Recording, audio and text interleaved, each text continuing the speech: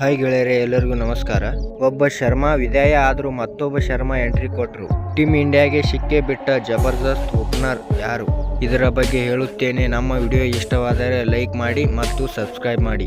ಆದರೆ ನಿನ್ನೆ ಟಿಕೆಟ್ಗೆ ಒಳಗಾಗಿದ್ದ ಎಲ್ಲ ಆಟಗಾರರು ಇಂದು ಸಿಡಿಲಬ್ಬರದ ಬ್ಯಾಟಿಂಗ್ ಪ್ರದರ್ಶನ ತೋರಿದ್ದಾರೆ.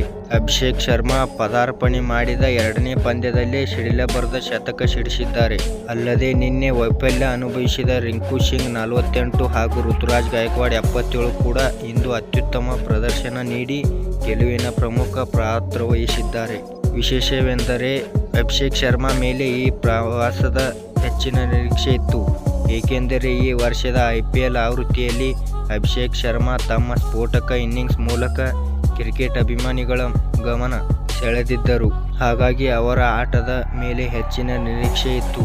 ಮತ್ತೊಂದು ಮಹತ್ವದ ಅಂಶವೇನೆಂದರೆ ಅವರು ಲೆಜೆಂಡರಿ ಆಟಗಾರ ರೋಹಿತ್ ಶರ್ಮಾ ಜಾಗದಲ್ಲಿ ಆಡಲಿದ್ದರು. ಹಾಗಾಗಿ ರೋಹಿತ್ ಶರ್ಮಾರ ಆಟವನ್ನು ಯುವ ಶರ್ಮಾರಿಂದ ನಿರೀಕ್ಷಿಸಲಾಗಿತ್ತು. ಮೊದಲ ಪಂದ್ಯದಲ್ಲಿ ಅಭಿಷೇಕ್ ರನ್ ಗಳಿಸಲು ವಿಫಲರಾದರು. ಎರಡನೇ ಪಂದ್ಯದಲ್ಲಿ ತಮ್ಮ ಸಾಮರ್ಥ್ಯವನ್ನು ಸಾಬೀತುಪಡಿಸಿದ್ದಾರೆ.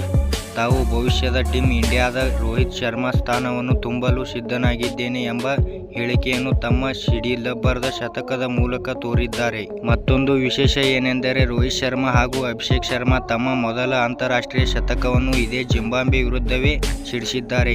ರೋಹಿತ್ ಶರ್ಮಾ 2010ರಲ್ಲಿ ಜಿಂಬಾಬ್ವೆ ವಿರುದ್ಧದ ಏಕದಿನ ಕ್ರಿಕೆಟ್ನಲ್ಲಿ ಶತಕ ಸಿಡಿಸಿದರು. ಇದು ಅವರ ಮೊದಲ ಅಂತಾರಾಷ್ಟ್ರೀಯ ಶತಕವಾಯಿತು. ಇದೀಗ ಅವರ ಜಾಗಕ್ಕೆ ಆಗಮಿಸಿರುವ ಮತ್ತೊಬ್ಬ ಶರ್ಮಾ ಕೂಡ ಜಿಂಬಾಬ್ವೆ ವಿರುದ್ಧವೇ ಶತಕದೊಂದಿಗೆ ತಮ್ಮ ಅಂತಾರಾಷ್ಟ್ರೀಯ ಕ್ರಿಕೆಟ್ ಆರಂಭಿಸಿದ್ದಾರೆ. ಮತ್ತೊಂದು ಹೋಲಿಕೆ ಎಂದರೆ ಇಬ್ಬರು ಸ್ಫೋಟಕ ಆಟಗಾರರು ತಮ್ಮ ಮೊದಲ ಶತಕವನ್ನು ಸಿಕ್ಸರ್ ಮೂಲಕವೇ ಪೂರ್ಣಗೊಳಿಸಿದ್ದಾರೆ. ಅಭಿಷೇಕ್ ತಮ್ಮ ಮೊದಲ ರನ್ ಅರ್ಧ ಶತಕ ಹಾಗೂ ಮೊದಲ ಶತಕವನ್ನು ಸಿಕ್ಸರ್ ಸಿಡಿಸುವ ಮೂಲಕವೇ ಪಡೆದುಕೊಂಡರು. ಅಲ್ಲದೆ ಭಾರತದ ಪರ ಆರಂಭಿಕರಾಗಿ ವೇಗವಾಗಿ ಶತಕ ಸಿಡಿಸಿದ ದಾಖಲೆ ಈ ಇಬ್ಬರು ಹೆಸರಿಗೆ ಸೇರಿಕೊಂಡಿದೆ. ಒಟ್ಟಾರೆ ಅಭಿಷೇಕ್ ಭಾರತ ಪರ 3ನೇ ವೇಗದ ಶತಕ ಸಿಡಿಸಿದ್ದಾರೆ. 2024ರ T20 ಕ್ರಿಕೆಟ್ನಲ್ಲಿ ಹೆಚ್ಚು ಸಿಕ್ಸರ್ ಸಿಡಿಸಿದ ಭಾರತ ಬ್ಯಾಟರ್ ಎಂಬ ದಾಖಲೆ ಅಭಿಷೇಕ್ ಪಾಲಾಗಿದೆ.